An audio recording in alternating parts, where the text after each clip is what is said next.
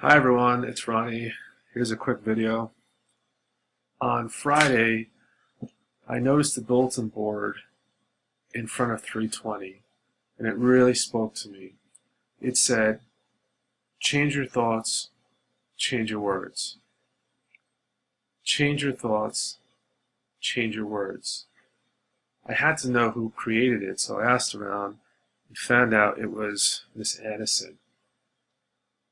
So I want to give her full credit. Fantastic job. Excellent.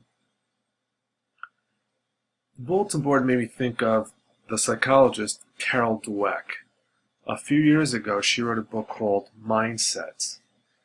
It was a runaway bestseller. There was a lot of buzz around this book.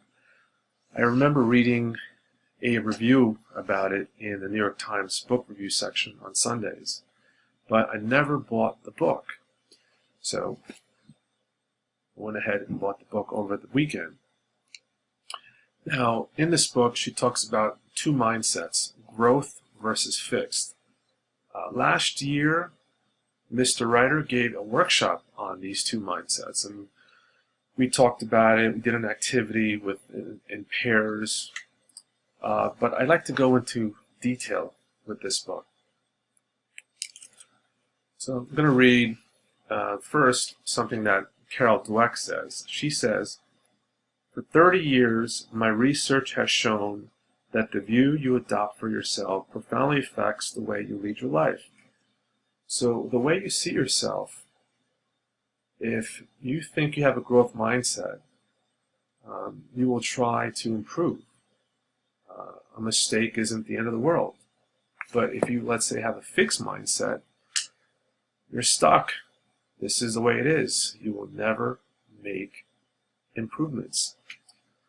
So in the book, I'm going to go into a surface definition for each one so you can understand it better. First, it says, believing that your qualities are carved in stone, the fixed mindset creates an urgency to prove yourself over and over.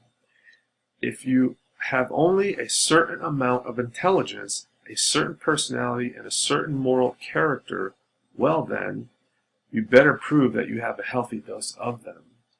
It simply wouldn't do to look or feel deficient in those most basic characteristics. So, in other words, that means, she says, believing that your qualities are carved in stone.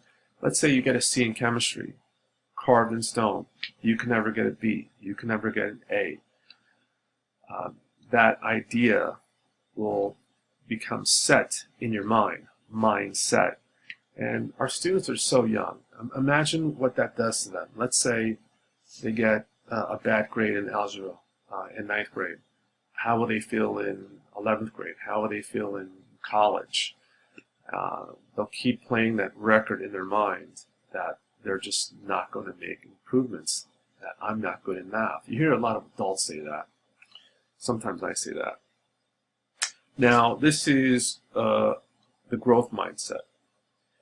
Growth mindset is based on the belief that your basic qualities are things that you can cultivate through your efforts, your strategies, and help from others.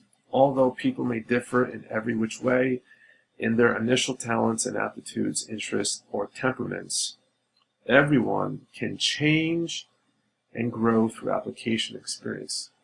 Love this. Once again, you can change through your efforts, your strategies, and help from others. So let's say you get a C in chemistry. You can study smarter, you can change your strategies, or get a tutor. You're never stuck. You could always grow, not fixed, but growth. I think this would benefit the faculty and all of our students to adopt a growth mindset, because the possibilities are endless. I'd like to make a proposal for this book.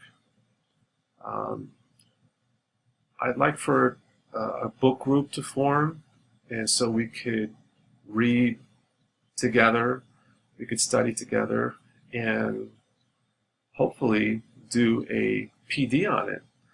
I would love to collaborate with any teacher who is interested in this book and put together a professional development down the road to share with the entire faculty and film it and share it with other teachers and share it with our students.